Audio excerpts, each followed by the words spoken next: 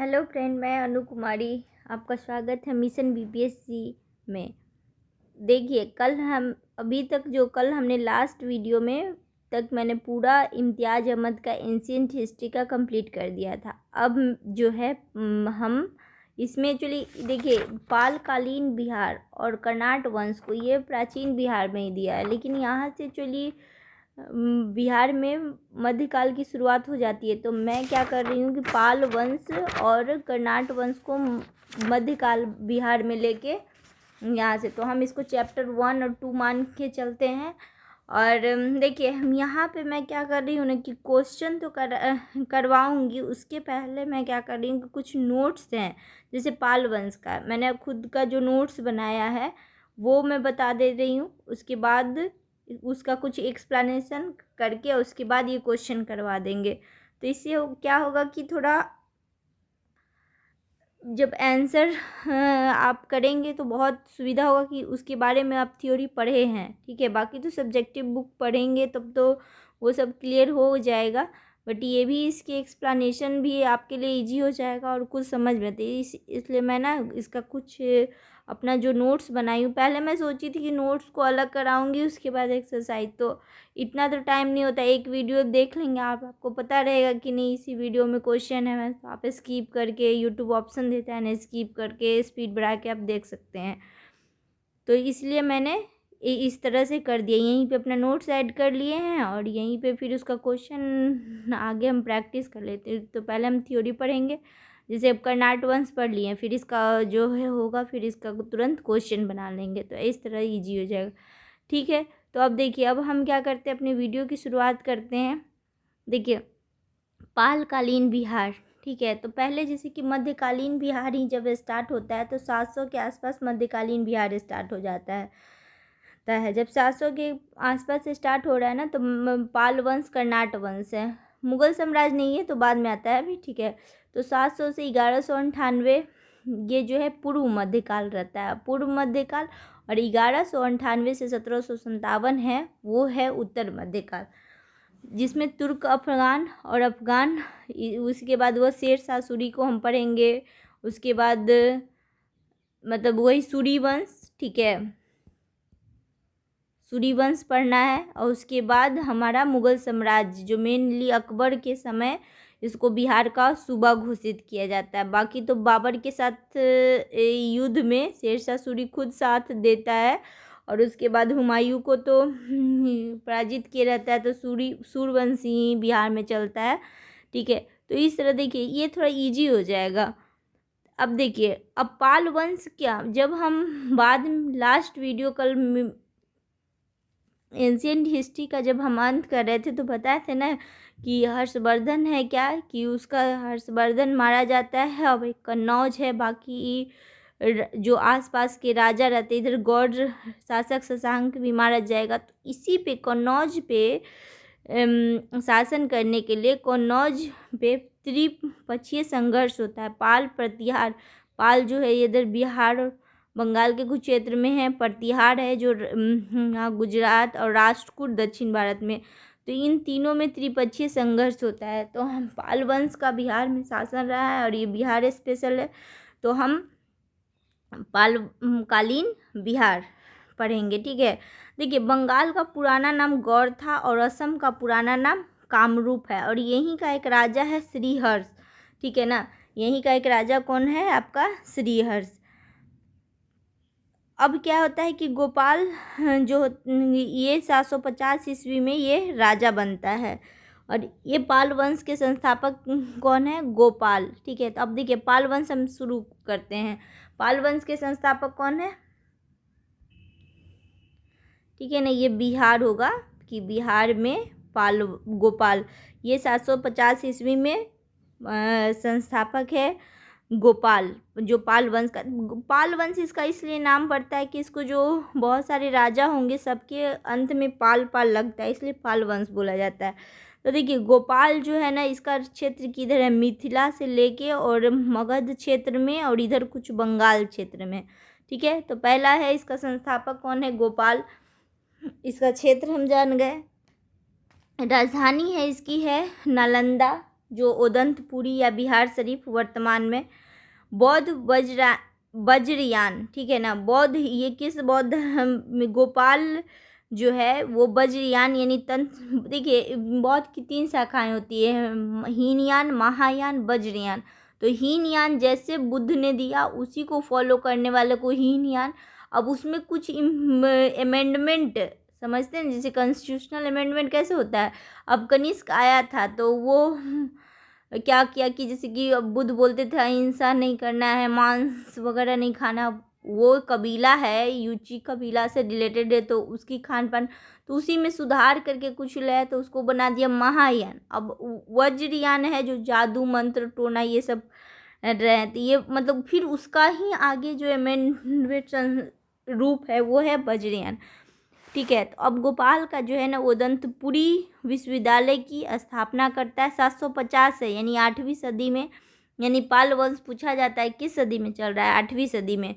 इसके कुलपति कौन है, दीपांकर श्रीज्ञान, ये याद रखिएगा, ठीक है, दीपांकर श्रीज्ञान, दीपांकर श्रीज्ञान। दोनों ये देखिए सबका पूछा जाता है, जैसे तक्षशिला का पूछ देगा आपको, ओदंतपुरी का, विक्रमशिला का, ये सबका कुलपति पूछा जाता है। तक्षशिला के कौन थे, शीलभद्र, इसका होंगे दीपांकर श्रीज्ञान। आगे पढ़ेंगे तो विक्रमशिला का ज्ञान पद, तो याद रखिएगा ये श्री ज्ञान है उसका ज्ञान पद, ठीक है। तो इस जहाँ से छूटेगा ज्ञान उसका उसमें पद लगा देंगे। ये क्या रहते हैं, श्री ज्ञान जो हैं वो धर्मपाल के गुरु भी हैं। हर्षवर्धन की मृत्यु के बाद कामरूप के शासक श्री हर्ष ने गौड़ और बिहार पर निरंतर आक्रमण करता रहा, इसे और आसान कर दिया, ठीक है ना। अब असम का प्राचीन नाम कामरूप था और बंगाल का प्राचीन नाम गौड़ था, और जो असम का राजा है मतलब कामरूप, उसके शासन जो क्या कर रहे हैं श्री गौड़, वो बिहार पर निरंतर आक्रमण कर रहे हैं और साथ में गौड़ यानी बंगाल पर भी। 8वीं सदी के मध्य में बिहार में पाल वंश की स्थापना हुई। पाल वंश के संस्थापक गोपाल थे। गोपाल ने बिहार में मिथिला, मगध और बिहार बंगाल के पश्चिमी क्षेत्र पर अधिकार कर अपना शासन प्रारंभ किया, ठीक है ना, बताया है ना, जैसे कि इधर मिथिला, मगध यानी इधर औरंगाबाद, गया, नवादा, ये सब वाला एरिया है। मैप देखिए, अभी आपका मैप प्रैक्टिस, इधर जो है ना मगध क्षेत्र है और कुछ बंगाल, इतना तक है इसका। अब क्या है कि अब देखिए वही है इसका, ओदंतपुरी बिहार शरीफ वज्रयान शाखा में है, और गोपाल ने ओदंतपुरी बिहार और ओदंतपुरी विश्वविद्यालय की स्थापना की। पहले कुलपति दीपांकर श्रीज्ञान थे। मतलब मैंने ना ये शॉर्ट समराइज कर लिया है और उसके बाद उसी को मैंने एक फॉर्मेट में लिखा है। अब दूसरा जो राजा बनता है वो धर्मपाल, ये जो गोपाल का बेटा है और इसी को दीपांकर श्रीज्ञान इसके गुरु हैं।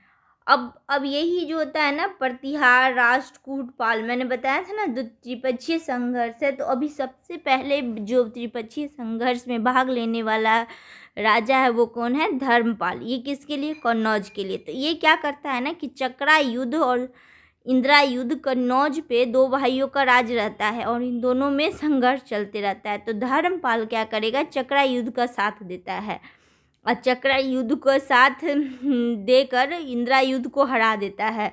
तो और फिर एक कन्नौज में क्या होती है कि एक महासभा होती है, मतलब एक मीटिंग होती है, तो उसमें बहुत सारे राजा आते हैं, तो उसकी तारीफ होती है कि अरे आप तो उतना बड़ा कन्नौज को जीते हैं, इसको, और शासक उसको बनाता है चक्रा युद्ध को, तो इसीलिए इसको बोलते हैं ना उत्तरपथ स्वामी, ठीक है, उत्तरापथ स्वामी की उपाधि इसको मिलता है, ठीक है। और यही चंपा भागलपुर में क्या करते हैं कि ये विक्रमशिला, अब अपना पिता का जैसा इसका पिता काम किया है, क्या किया है कि वो ओदंतपुरी विश्वविद्यालय जो बिहार शरीफ में है, अब ये क्या करता है, विक्रमशिला विश्वविद्यालय की स्थापना करता है, जिसके कुलपति कौन है, ज्ञानपद, बोले थे ना, उसका याद रखिएगा, दीपांकर श्रीज्ञान और इसका ज्ञानपद।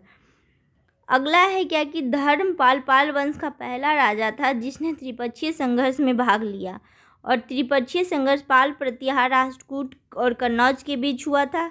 धर्मपाल कन्नौज के राजा इंद्रायुध को हराकर भाई चक्रायुध को शासक बनाया। कन्नौज में एक सभा का आयोजन कर उत्तरापद स्वामी का उपाधि धारण किया। धर्मपाल ने चंपा विक्रमशिला विश्वविद्यालय, जिसके पहले कुलपति ज्ञानपद थे, और विक्रमशिला विश्वविद्यालय बौद्ध धर्म के वज्रयान शाखा से संबंधित था। नालंदा विश्वविद्यालय के सफल संचालन के लिए इसने 200 गधे, ये क्वेश्चन आएगा, ठीक है ना, कि नालंदा के लिए देखिए 200 गांव जो है ना, नालंदा विश्वविद्यालय के सफल संचालन के लिए 200 गांव दान देता है, ठीक है।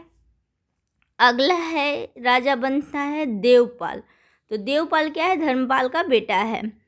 अब क्या होता है कि जब ये राजा रहता है उसी समय मिहिर भोज का आगमन होता है। तो मिहिर भोज जो है क्या करता है कि पश्चिमी बिहार, यानी कि जैसे कि जो भोजपुर, अब मैप याद कीजिए, मैं बताई थी ना, इधर गोपाल शिव के शरण में गया, तो गोपालगंज, सारण, सिवान, ये सब एरिया है। तो जो पश्चिमी बिहार है, उसका जो सारण जिला है ना, वहाँ भोजपुर, ठीक है। सारण जिला के नज़दीक में कौन पड़ता है, इधर आरा। तो वहाँ पे उसका भी भोजपुर नाम है, या आरा भी बोलते हैं।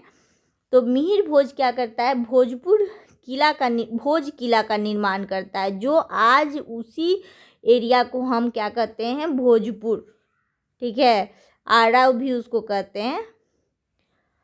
जब आप जाएंगे तो कोइलवर, आरा, ऐसे होते हुए फिर उधर सिवान, ठीक है। तो ये पटना से पड़ता है थोड़ी दूरी पे। तो देखिए अब क्या है कि धर्मपाल तो इसी समय मिहिर भोज का आक्रमण करता है और कुछ क्षेत्र को लेता है। अब सुमात्रा के राजा बालपुत्र देव जो हैं वो भी क्या करते हैं ना, कि बोलते हैं कि हम बौद्ध विहार बनाएंगे। तो इसी समय इसी राजा देवपाल से मति लेता है। और देखिए सबसे बड़ी यहाँ जो चीज़ है ना, कि इसी समय जो कला है कांस की मूर्ति, जिसके धीमन और बिठपाल उस समय कला का श्रेष्ठ ये कलाकार हैं। धीमन और बिठपाल कांसे की मूर्ति का प्रचलन पड़ता है। एक्चुअली बीपीएससी की मेंस में है पालकालीन चित्रकला, ये सब कला पढ़ना है, पाल कला। तो उसमें धीमन और बिठपाल, वहाँ पे चर्चा मिलता है। तो ये देवपाल के समय ही। अच्छा, पहले तो धर्मपाल ले लिया है, अब दूसरा कौन करेगा, देवपाल।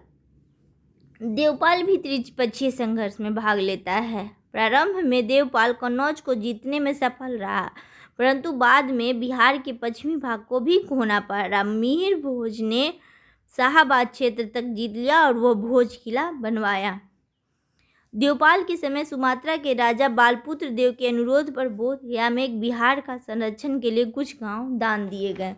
धर्मपाल और देवपाल के समय कला के क्षेत्र में धीमन और बिठपाल के द्वारा कांसे की मूर्ति का कांसे की मूर्ति निर्माण कला का विकास हुआ। देखिए इसको याद करने ट्रिक्स है क्या, कि गो, धर्म और देव। तो देखिए जैसे गो मतलब गाय, तो गाय को क्या करो ना, जब हम पूजा करते हैं तो धर्म का काम होता है, ठीक है, गाय की पूजा करना धर्म। और ऐसा जब आप करेंगे तो फिर देवता से भी मिलेंगे। तो गो, धर्म, देव, याद रखिएगा, नहीं तो थोड़ा कन्फ्यूज होता है कि कौन सी। अब क्या होता है कि पाल वंश में, अब ये देखिए ये सीरीज, इसके बाद जो राजा आते हैं वो उतने शक्तिशाली नहीं है, कमज़ोर राजा है। उसके बाद जब फिर मिहिपाल आता है तो वो क्या करता है कि थोड़ा पाल को फिर से मजबूत बनाता है, पाल वंश फिर से मजबूत, इसीलिए इसको द्वितीय संस्थापक कहा जाता है। अब देखिए देवपाल ने अपनी राजधानी मुंगेर बनाई, ठीक है, और द्वितीय इसको संस्थापक। अब इसी के समय जो मिहिपाल के समय ही है, दक्षिण का राजा था ना राजेंद्र प्रथम, वो क्या करता है, बिहार के गंगा के क्षेत्र को जीतता है और गांगे कोंड की उपाधि धारण करता है। और इसकी राजधानी रहती है गांगे चोलपुरम। और देखिए अब क्वेश्चन ये आ सकता है, गांगे चोलपुरम की राजधानी कहाँ है, तो है किस राज्य में, ये तो खुद राजधानी है ना, तो ये तमिलनाडु में है। लेकिन ये गंगा का जब क्षेत्र जीतता है तो गांगे कोंड की उपाधि धारण करता है। और गांगे जो तमिलनाडु है किस नदी के किनारे है, तो कावेरी। अगला शासक है मिहिपाल। पाल वंश का द्वितीय संस्थापक मिहिपाल है। मिहिपाल के समय चोल राजा राजेंद्र प्रथम ने बिहार में गंगा के क्षेत्र पर विजय प्राप्त किया। चोल राजा राजेंद्र प्रथम ने गांगे कोंड की उपाधि धारण की। राजेंद्र चोल ने गंगा के क्षेत्र, देखिए मैंने पहले एक मतलब कि उसको वेन डायग्राम टाइप के बना लिया कि शॉर्ट में, अब फिर उसी को मैं ना लिख दे। तो देखिए मैं एक बार एक्सप्लेन की, एक बार पढ़ रही हूँ, तो यदि आप सुनते हैं तो आप ज़्यादा याद होगा ऐसे। अब फिर आप खुद भी एक डायग्राम बनाइए, इसको मोर टाइम रिवीजन करिए, जितना ज़्यादा से ज़्यादा होगा मल्टीपल टाइम रिवीजन ही काम आएगा। महिपाल, पाल वंश के द्वितीय संस्थापक महिपाल थे। महिपाल के समय चोल राजा राजेंद्र प्रथम ने बिहार में गंगा के क्षेत्र पर विजय किया। चोल राजा राजेंद्र प्रथम ने गांगे कोंड की उपाधि धारण की। राजेंद्र चोल ने गंगा के क्षेत्र विजय करने के उपलक्ष्य में गंगई कोंड चोलपुरम शहर की स्थापना की और उसे अपनी राजधानी बनाया। गांगे कोंड चोलपुरम कावेरी नदी के किनारे तमिलनाडु में स्थित है। रामपाल, अब देखिए अगला राजा जो रहता है रामपाल, ये इस क्वेश्चन पूछा जाता है कि जो बख्तियार खिलजी है वो उसके किसके समय आगमन किया है, तो रामपाल। एक्चुअली देखिए इस बुक में ने इंद्रियुन पाल भी दिया हुआ है, बट कहीं कहीं रामपाल भी आता है, तो थोड़ा सा इसमें कंट्रोवर्सी है। बट वो चूँकि बीपीएससी फिर इम्तियाज़ अहमद को ही मानती है, तो वही आप सही मानिएगा, ठीक है। अब देखिए जो पाल कालीन राजा हैं वो क्या करते हैं कि अपने जो प्रांत है उसको भुक्ति कहते थे, ठीक है। तो मिथिला जो प्रांत था ना, मिथिला कैसे है, देखिए मैप याद करिए आप।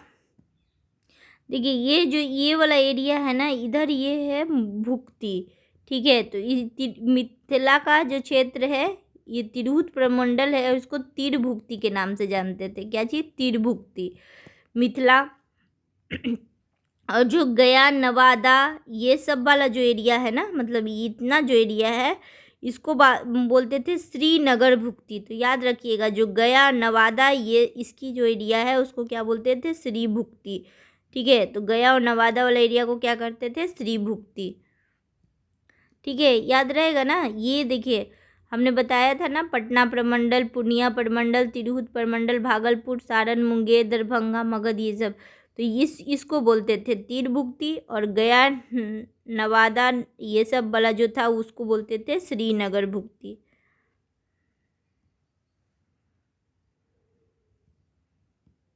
और इसको बोलते थे तिरभुक्ति।